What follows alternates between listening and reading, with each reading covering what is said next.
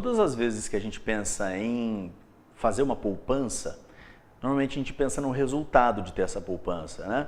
A chance de não se expor a uma variação cíclica que a vida nos impõe de mais receita, menos receita, mais receita, menos receita, pelo menos para a maioria das pessoas.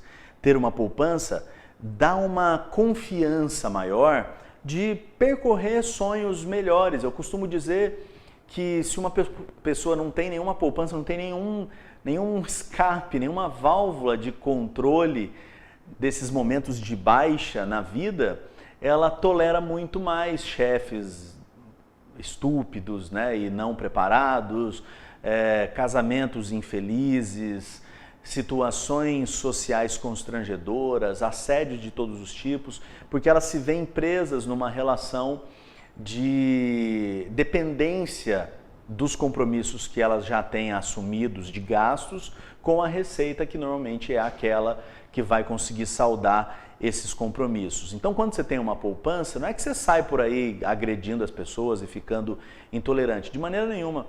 Quando você tem um dinheiro que te permite ter uma certa tranquilidade de não precisar trabalhar pelo dinheiro de amanhã, ou pelo salário de amanhã, ou pelo almoço de amanhã, isso te dá mais confiança para se abrir, para pensar em outros planos, para planejar a vida, né? Planejar passa muito por ter a chance de planejar. Muita gente não sabe lidar com dinheiro porque não tem, né?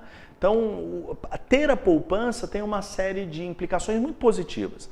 Só que ter a poupança implica em não ter alguns tipos de consumo.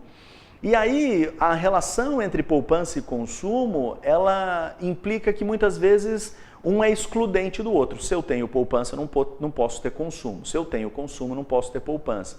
E essa relação excludente faz com que as pessoas acabem preferindo o consumo.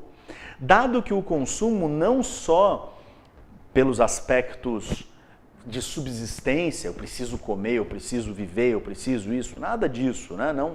Não só pela subsistência, mas muito por uma conformação social, por ser uma pessoa que eu gostaria. Muitas vezes o consumo é utilizado, muitas vezes não, todas as vezes. O consumo também é utilizado pelas pessoas para fazer uma extensão de si, para tornar aquela pessoa, não só o corpo, não só o que pensa, isso até em alguns casos é o de menos.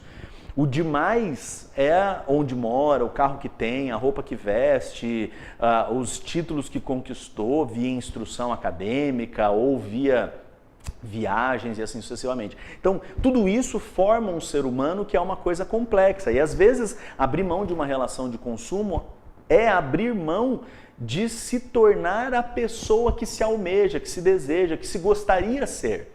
E aí as pessoas acabam privilegiando mesmo o consumo.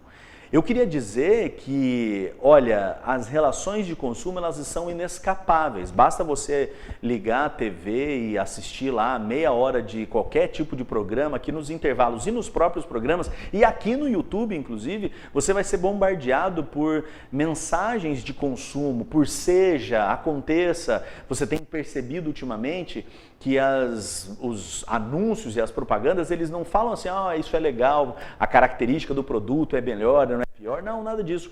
Seja feliz, aproveite, viva a vida, extravase, sorria. Todas essas mensagens são associadas aos tipos de produtos mais diversos, inclusive medicamentos e tal. Mas a gente pode, na medida do possível, entender que a relação benéfica de ter uma poupança pode ter um ganho no longo prazo a isso. Quer dizer, as relações de consumo que eu estabeleço, elas são importantes, às vezes até para formar o meu eu. Mas mais do que isso, ter uma poupança implica em garantir o eu atual ao longo do tempo. Manutenção da minha vida nos padrões que ela está por mais tempo. E aí eu estou falando sempre de gastos. Então, dois caminhos para quem quer poupar. O primeiro caminho é não aumentar o seu consumo. Então, esse é um primeiro caminho. Na medida que a receita ao longo da vida vai aumentando, espera-se que ela aumente, eu vou passando a guardar o excedente. E o meu consumo não aumentou em termos nominais, né? Por exemplo, eu gasto 2.000 e ganho 2.000. Então agora eu vou colocar na cabeça que eu vou poupar. Então quando eu ganhar 2.100, eu vou continuar com o mesmo consumo de 2.000. Quando eu ganhar 2.500, 2.900, 3, 4, 5, eu vou continuar com esse meu consumo de 2.000 e isso vai me permitir fazer poupança. É mais difícil por dois motivos. Primeiro, porque é de longo prazo e aí às vezes você abandona esses objetivos. E segundo, porque como tem uma inflação de um ano para o outro, de um ano para o outro, de um ano para o outro, a gente pode perceber que 2.000 que vale hoje pode ser metade disso daqui 5, 10 anos, dada a inflação. A gente até já fez vídeo explicando essa relação aqui no canal.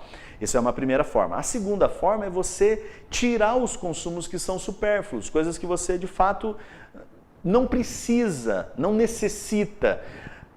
Coisas que são consumidas por você apenas para formar essa extensão desse eu que você gostaria de ser, né? Essa pessoa que você gostaria de ser passa por ter um determinado celular, uma determinada roupa, uma determinada casa, um determinado carro, um determinado padrão de consumo, uma determinada vida, uma determinada relação de relações sociais que envolvem gastos continuados, né? Se você conseguir reduzir isso do teu orçamento mensal, é lógico que vai sobrar dinheiro para poupar. De todo jeito, esse assunto, poupança versus consumo, tem um pano de fundo, que é a força mental, é o psíquico, a dimensão psicológica se colocando como o esteio, se colocando como a base sobre a qual é possível estabelecer uma relação mais adequada, mais equilibrada, mais condizente